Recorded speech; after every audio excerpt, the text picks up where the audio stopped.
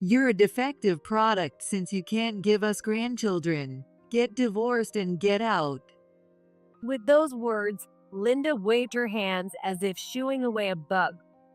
Tom, without addressing Linda's behavior, made no attempt to help me. Understood. I don't want to stay in this house any longer either, so I accept the divorce. I said, glaring at Linda. Tom looked surprised. Did he think I would cry and cling or apologize to Linda? Got it? Then leave now. You got a plague. I'll leave without you having to tell me twice.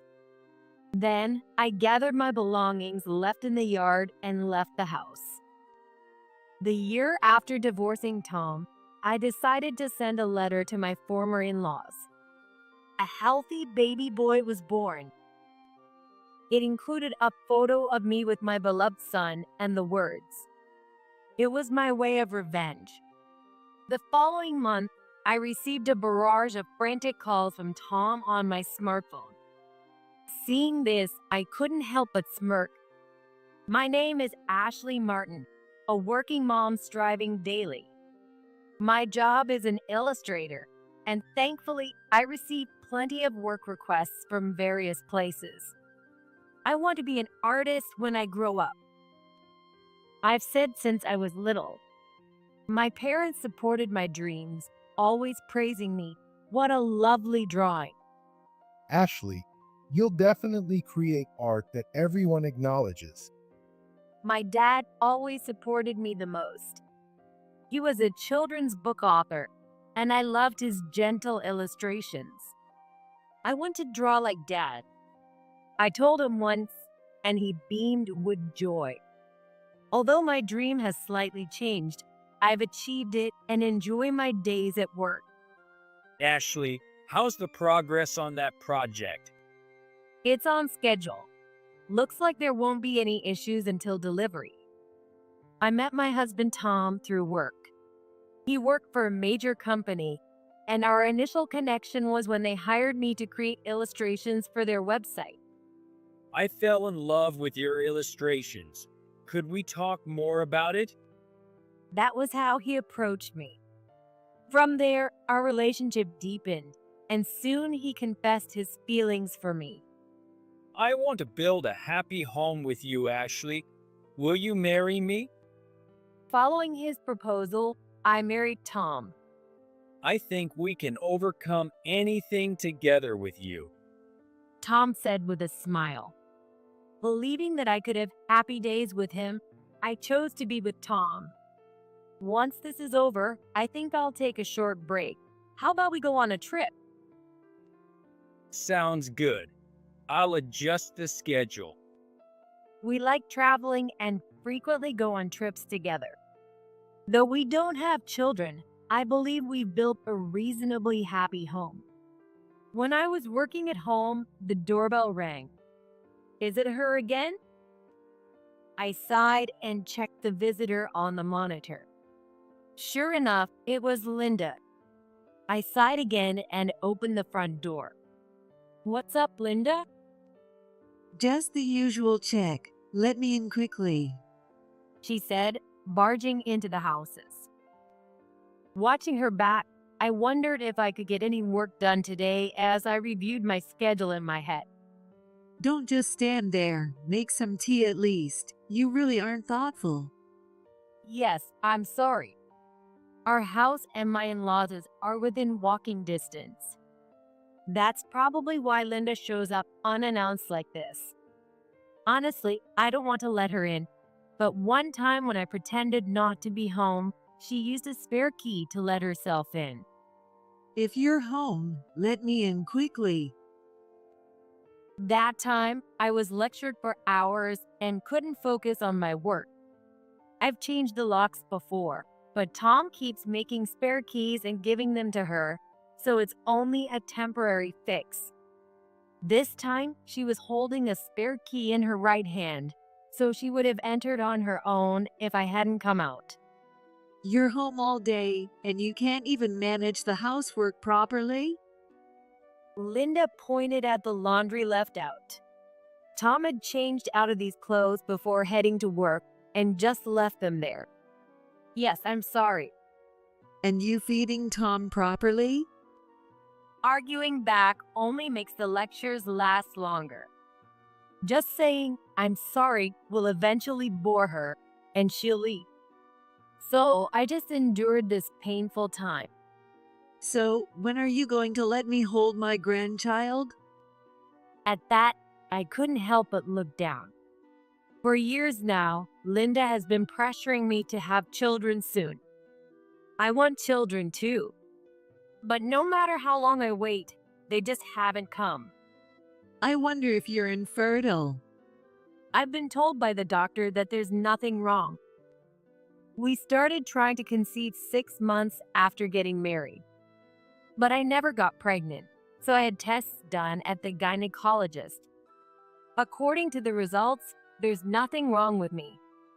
In fact, I was told I'm more likely to conceive.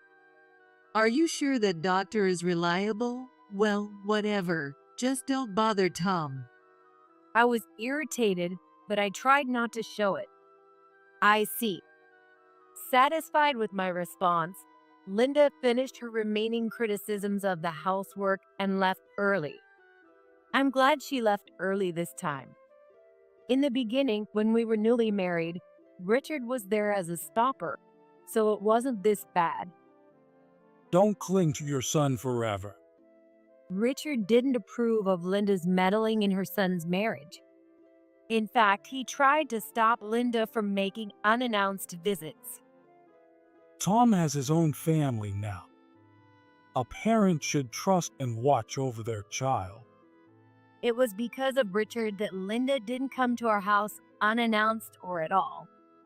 But that changed when Richard passed away from illness. Remember, you should prioritize Ashley above all. A man who can't protect his wife shouldn't call himself a husband. Richard said this to Tom even as he was battling his illness.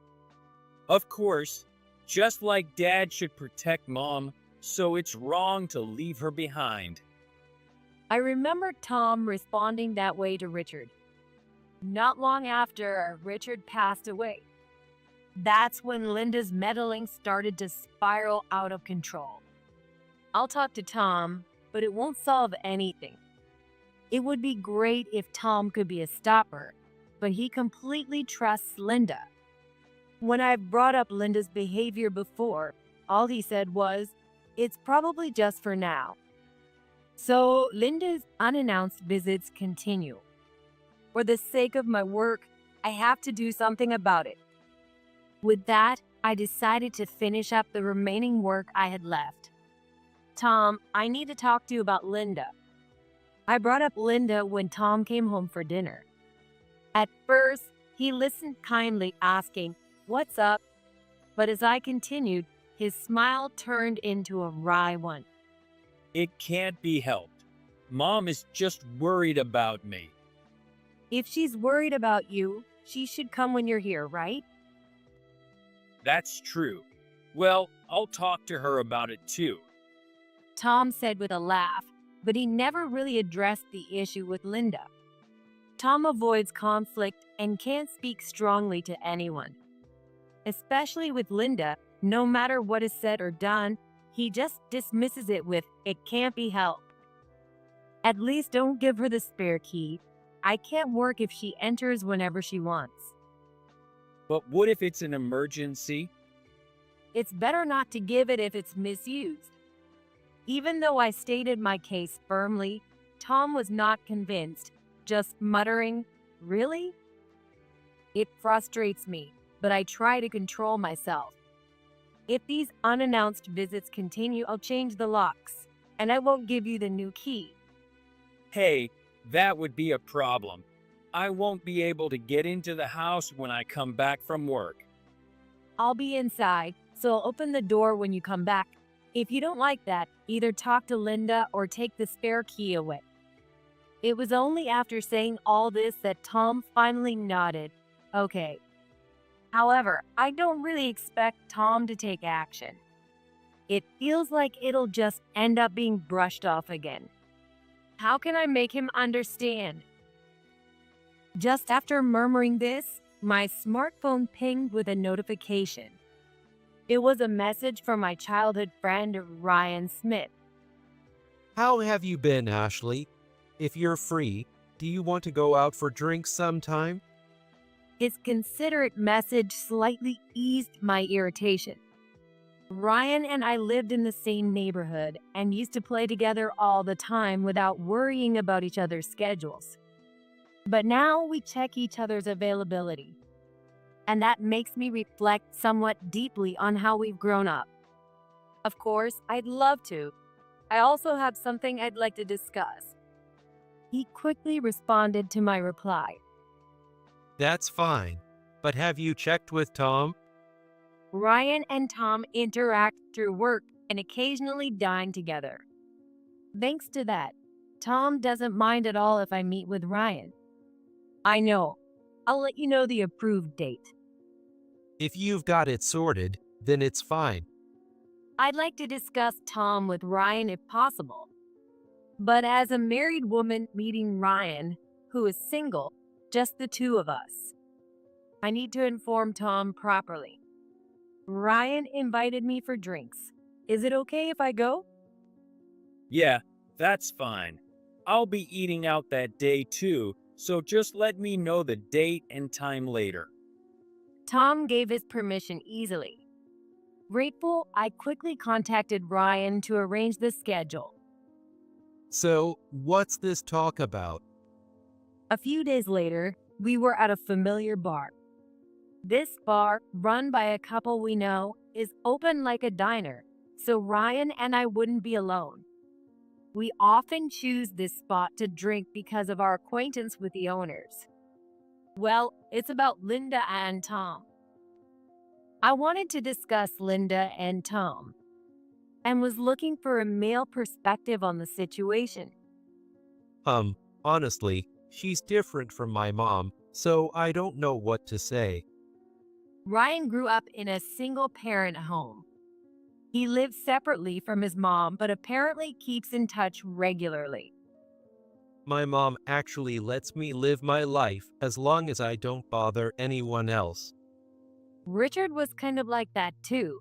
He used to keep Linda in check. Ryan mused again, If his wife is uncomfortable and his father told him so, Tom should really be stepping in. But, given his personality, should I talk to Tom? I pondered his words for a moment. Maybe Ryan could make Tom listen. That sounds good. I'd appreciate it. If that doesn't work, I'll have to resort to drastic measures. Right. Sometimes a little shock is necessary to get the point across. Well, I'll do my best to avoid that. Ryan said, sounding quite dependable. Then he changed the subject. Enough of the gloomy talk. Let's enjoy our drinks tonight. And I nodded in agreement. Sometime after going out with Ryan, it seemed Tom had finally said something to Linda, possibly because someone else pointed it out.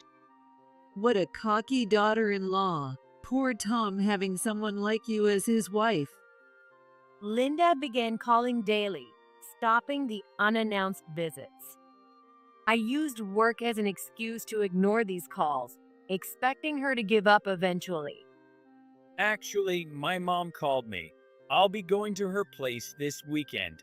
Oh, and Ashley, you don't need to come. All right, got it. Instead, Tom started being summoned to his parents' house. It could be as often as once a week or at least 3 times a month. It was odd since previously it had just been Linda visiting, but since I was always told to stay home, I didn't mind. Well, if it keeps the peace, then it's fine. I thought, settling in for the long haul. However, an incident would happen that made me regret this arrangement. All right then, I'm off. Yeah, have a good one. I left for a business trip due to an event. Normally, Tom doesn't do much housework, but he can manage if he wants to. So I left the household matters to him and I headed alone to the event venue in another region. It was tough but fun, I thought, feeling tired but fulfilled as I returned home. What's this? However, that feeling quickly faded when I saw the state of our yard. Belongings were scattered messily across the yard, and all the items were mine, including work tools and keepsake items. Tom, what's all this? I called out to Tom, who I assumed was inside, almost shouting in my query. Can't you come in quietly? Must you be so loud? It wasn't Tom who answered, but Linda. Why is Linda here? Linda grinned when I was dazed. About the stuff in the yard. I threw them out. What? Linda did. Yes, I thought I'd throw out an unwanted daughter-in-law along with her stuff. I was stunned, not understanding what she meant. Then Tom peeked out from the back of the house. Tom, what's going on? Explain this. Well, that's... When I asked him, Tom avoided my gaze. As I was getting frustrated with his evasive attitude and about to ask again, Linda burst out laughing. Tell her, Tom, we don't need an infertile wife. Infertile? There's nothing wrong with me. Then why haven't you had children after 5 years of marriage? I wished I knew the answer to that myself. As I thought this, Linda presented a divorce form. We found a more suitable wife for Tom, so we don't need you anymore. The form already had Tom's section filled out. When I looked at Tom again, he awkwardly averted his eyes. A defective product that can't produce grandchildren should just get divorced and leave. Linda said dismissively, shooing me away with her hand. Tom did nothing to reprimand Linda or help me. Understood. I don't want to stay in this house anymore either, so I accept the divorce. I said, glaring at Linda. Tom looked surprised. Did he think I would cry and cling or apologize to Linda? If you understand, then leave quickly, you god of plague. I'll leave without being told twice. Then I gathered my belongings that had been left in the yard and left the house. Ryan, can you help me out a bit? What's up? Ryan came over as soon as I called. With his help, I moved my belongings. That woman had another man. It's definitely good that you got divorced. Linda was saying inside the house. I'll definitely show them. With that vow in my heart, Ryan was looking at me intently. Ashley, if it's okay with you. What? The year after I divorced Tom, I decided to send a letter to my former in-laws. A healthy baby boy was born.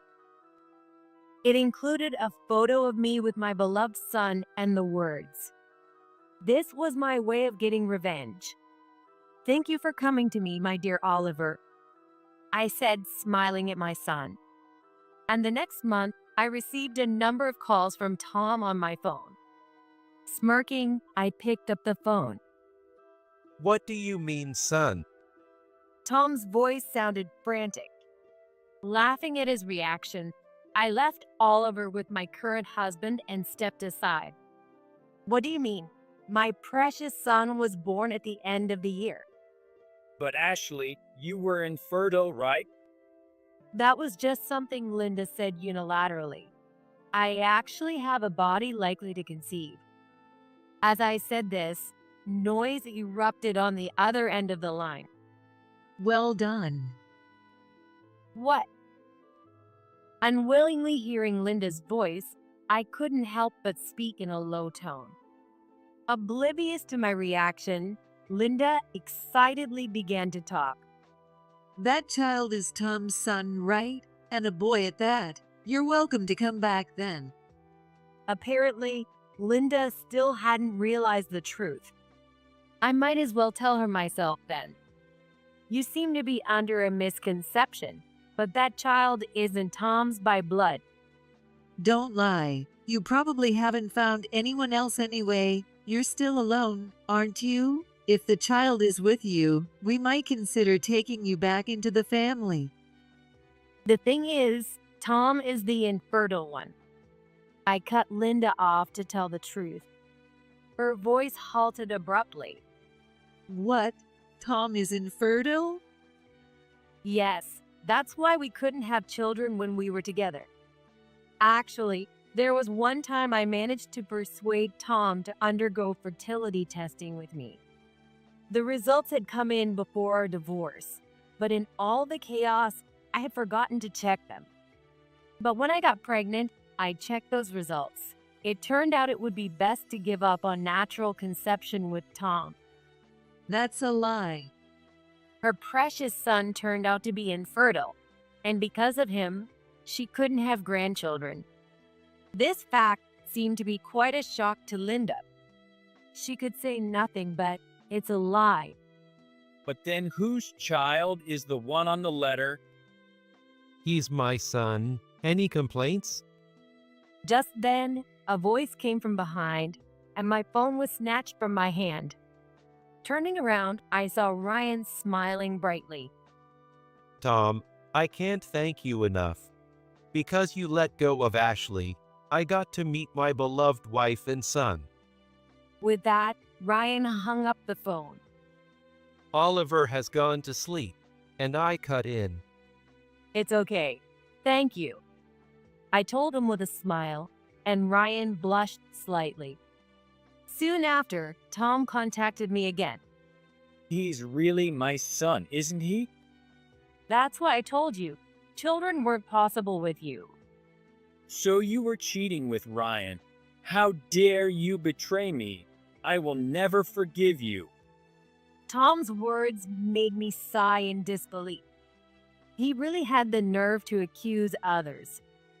"Wasn't it you who cheated?" What? Yes, Tom had an affair. Linda, thinking her infertile daughter-in-law was the reason for the lack of grandchildren, went off the rails and decided a woman who had children before would be suitable. And so, she summoned Tom to the family home and set him up on a blind date. Why do you know about that? The woman from the blind date told me. This had happened right after I divorced Tom. A letter addressed to me had arrived at my parents' house, detailing the blind date. She seems to be the neighbor's single mother. Linda told her that her son had been abandoned by a terrible wife and introduced her to Tom. Tom took a liking to her at first sight and, pretending to visit his family home, went on multiple dates with her. Just when she was considering marriage, you and I divorced. Linda, happy to have me out of the way, told her the troublemaker was gone. Linda had carelessly spoken, making the blind date realize my existence. At the same time, the woman realized she had been deceived. There's no fault on her part. She was under the impression you were single.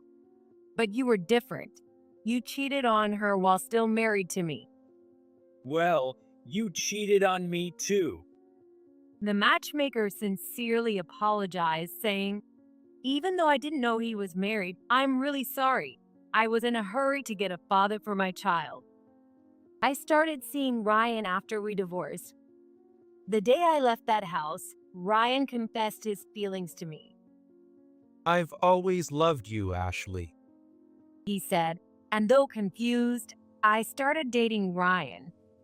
Soon after, we were blessed with Oliver, and we got married. I'm not like you. I don't cause trouble for others. How would you know that for sure? Then you should check into it. Maybe we should take it to court? The sudden mention of court made Tom fall silent. Hold on. Why court? Because I'm going to sue you for damages for the affair. If you think I've been unfaithful, Why don't you sue me? With that, Tom cursed and hung up the phone. Such a selfish man. Then I heard Oliver crying, and I put down my phone to go to him. Oh, Ryan, thank you. I'm his dad. It's the least I can do. When I got to Oliver, Ryan was already holding and comforting him. I thanked him, and he smiled kindly. Ryan also works from home, and now we are both able to raise Oliver together. If I were still with Tom, we could never have raised a child together like this. Yeah, but Ashley, now that you're my wife, could you please not mention other men so much? His cute jealousy made me smile again. Oh, sorry. I'll watch Oliver. Why don't you take a break? Thank you. I'll take you up on that. Ryan said, slightly embarrassed by his own suggestion. I thanked him and decided to rest. I have to visit the lawyer tomorrow. Soon after, I filed a claim for compensation with Tom through my lawyer. Thanks to the blind date who had given us solid evidence, we were able to successfully receive compensation from Tom. Nice weather. It's a great day for a walk. That's true. One day, I was walking in the park nearby with Ryan and Oliver. I'll go buy some drinks. Thank you. As Ryan went to get drinks, I picked up Oliver. And just as I was smiling at Ryan coming toward us, Watch out. a sudden impact from behind made me fall. I instinctively protected Oliver, but he slipped from my arms. Oliver! I'm taking my son back. It's nice to finally meet my grandson. When I looked up, there was Linda holding Oliver, with Tom by her side. They started to run away with him. Wait. Stay out of the way. Ryan chased after them as Tom tried to block him. As Linda escaped, I tried to stand up. Ouch! My foot hurts and I can't run. It seems I injured it when I fell. Oliver! Oliver! What are you doing? Hey, let go. Passersby who noticed our distress restrained Linda. One of the women protected Oliver, who was crying, and brought him to me. My Oliver. I'm so relieved. You and your baby should go to the hospital. While thanking her, I looked at Tom and Linda. They were already being held down, yelling, "Let go and give back my grandchild." The police have already been notified. Thank you so much. Leaving the scene to the bystanders, we headed to the hospital. It turned out I had sprained my ankle. Oliver was unharmed, just exhausted from crying. You've been through a lot. I'm sorry for the trouble, but could you tell us what happened? After that, I was questioned by the police and explained the situation to my parents, who had contacted me. Eventually, the police explained why Tom and Linda had done what they did. My mom told me to. I just followed her orders. Tom reportedly said during his interrogation. Meanwhile, Linda was yelling at the police, "I was just taking back my grandchild." It seems that after the blind date fled and word got out to relatives about me, the two of them were left without support. Linda's thinking spiraled out of control, blaming everything on me. It's all Ashley's fault. That child is really Tom's. She lied and stole my grandchild. And then to track us down and try to kidnap Oliver. What terrible people. Who would have thought it would come to this? After discussing it, we decided to move far away. Being able to work from home really helped during this time. I'll protect you two this time. I won't let them near us again. Ryan said, choosing a place with high security. Still, it would be a while before we could feel safe. But we won't let people like that defeat us. This time, I will protect Oliver thoroughly. I won't let him experience such fear again. From now on, I'll make sure Oliver can live smiling. That's the vow I made in my heart. By the way, I got a message from that woman. I've been in occasional contact with the blind date. I helped her escape from Tom as a way to thank her for giving us the evidence of the affair.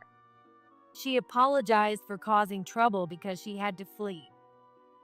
She's not to blame at all.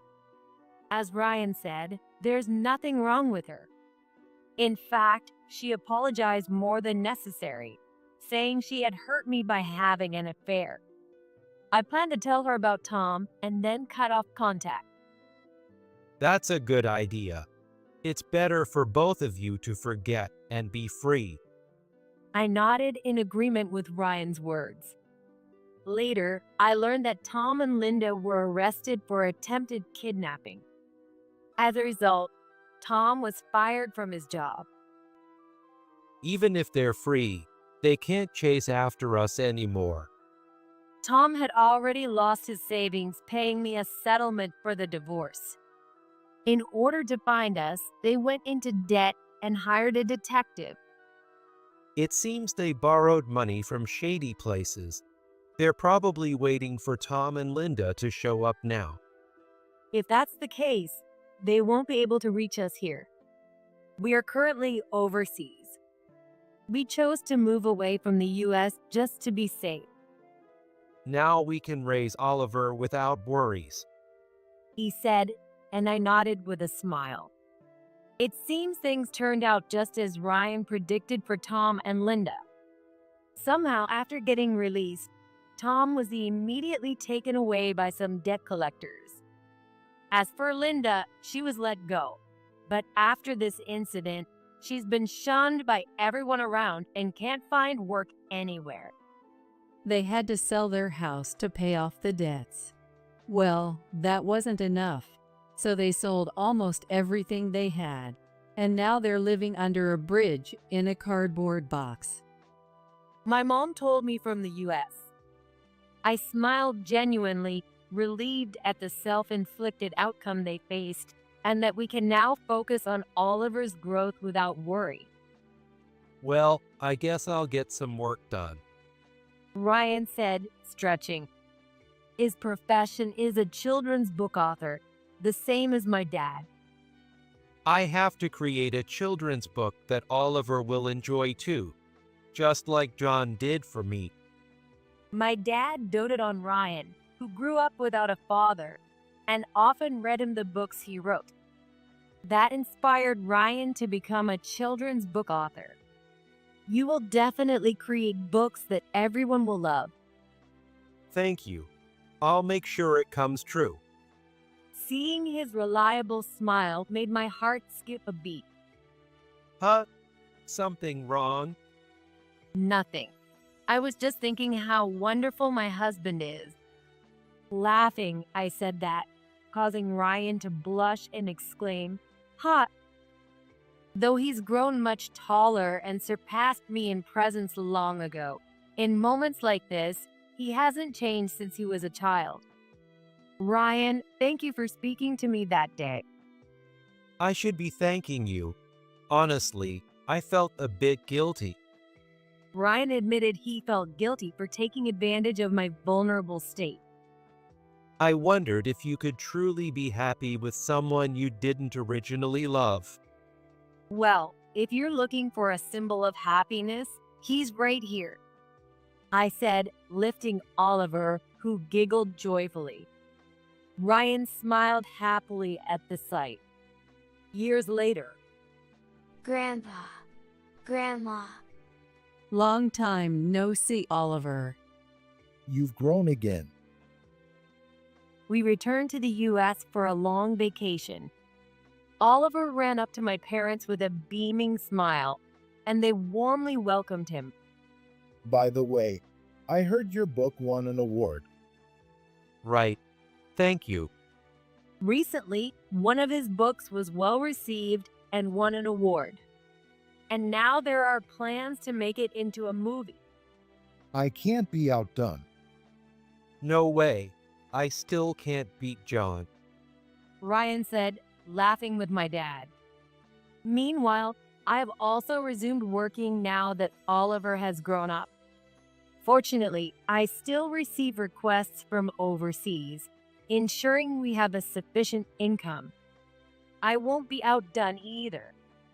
I joined in the conversation, and my dad jokes, "We're all rivals here," to which Oliver added, "Me too," with a smile.